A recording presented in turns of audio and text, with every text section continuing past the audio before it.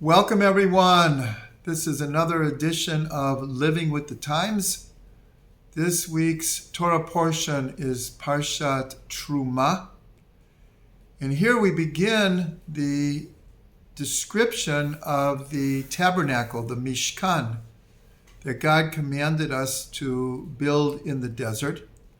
It became the prototype of the temple in Jerusalem.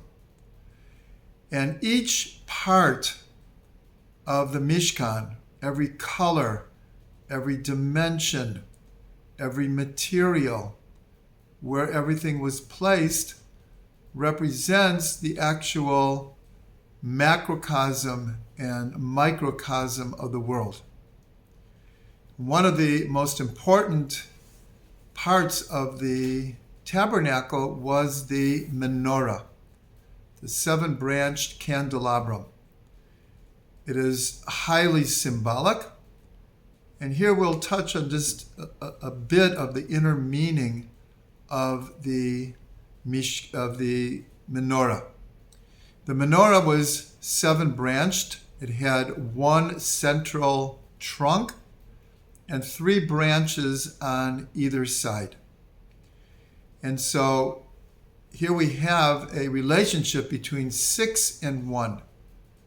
The 6 branches of the menorah and the middle trunk or column. And we see this throughout different measurements or cycles of time. The 6 obviously represents the 6 days of creation, and the 7th, the middle, represents the Shabbat of creation. And everything revolves around Shabbat. In a Jewish lifestyle, Shabbat is the trunk around which all time revolves. But this relationship of 6 and 1 plays itself out also in years. In the land of Israel, we work the land for 6 years. And the 7th is a Shabbat for the land, Shemitah. So again, we have the relationship of 6 and 1. And then in the bigger picture, we're told that this cycle of history will last for 6,000 years and will be followed by the Messianic era, the 7th, the Shabbat of history. And so the menorah represents all of these relationships in time between 6 and 1. When we look at Jewish law and Jewish tradition, there's scores of different laws, traditions, ideas that have to do with 7. And I invite everyone to take a pen and paper, and if you would write down all the different things in Jewish life that have to do with 7. And all of that is represented by the menorah. Another thing that the menorah represents is a tree. A tree has a center column, a trunk, and it has branches going off to both sides. And so the 6 branches going out are like the branches of a tree. And the middle column, the trunk, so this is where everything is emanating from. And even in the embellishments of the menorah, we see almond-shaped cups and their flowers sculpted into the menorah. So it represents a tree. Later in the Torah, a person, a human being, is compared to the tree of a field. Adam eitz hasadeh. Man is like the tree of a field. And the amazing thing is, when we look at the human body, it does represent, in a certain way, a tree or the menorah. How can we see that? Let's start with the face. So in the face, there are 2 eyes, 2 ears, and 2 nostrils, but only 1 mouth. So the mouth represents the center column of the menorah.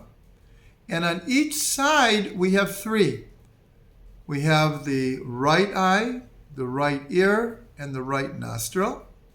And on the left, we have the left eye, the left ear, and the left nostril. And so the face has also this 6 and 1. Then we look at the body of a person, call it the trunk. And we have 2 arms, and we have 2 legs. But when we look at the arm, we see that it's based on 3 different joints. We have the shoulder, we have the elbow, and we have the wrist. So the arm is divided into 3 segments. And on both sides, you have 3 and 3, and the middle column. The same thing with the leg. You have the hip joint, you have the knee, and you have the ankle. The leg is also divided into 3 segments. So here we see a beautiful thing, that there's a deep connection between the structure of the menorah, which represents the tree, and the human body. And according to our tradition, it's not just any tree that the menorah represents. It represents the tree of life. And we know that the Torah is called the tree of life. Every time that we return the Torah to the ark after a public reading, we say, Eitz Chaim Hi. It is a tree of life for all those that grab onto it.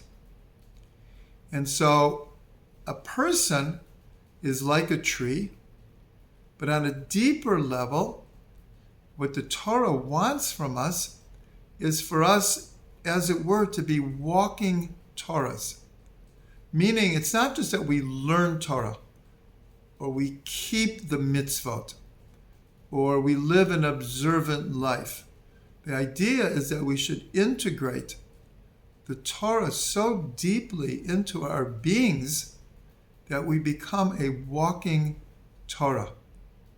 And the menorah, of course, is the beacon of light. It represents the light of God and the light of Israel. And so here, if we put it all together, we could say that a person should be like a walking Torah, should represent the tree of life, and should emanate light to all around us. This is, in fact, the task, the mission of each person of Israel and of the Jewish people altogether. As the great prophet Isaiah said, that Israel is meant to be Or Goyim, a light unto the nations. And that light is represented by the menorah, and we are tasked with representing the Torah in the world, representing God's light in the world. And therefore we become a beacon of light, and may each and every person integrate that deeply into their being, and we should all beam light to the whole world, a world in desperate need for more light.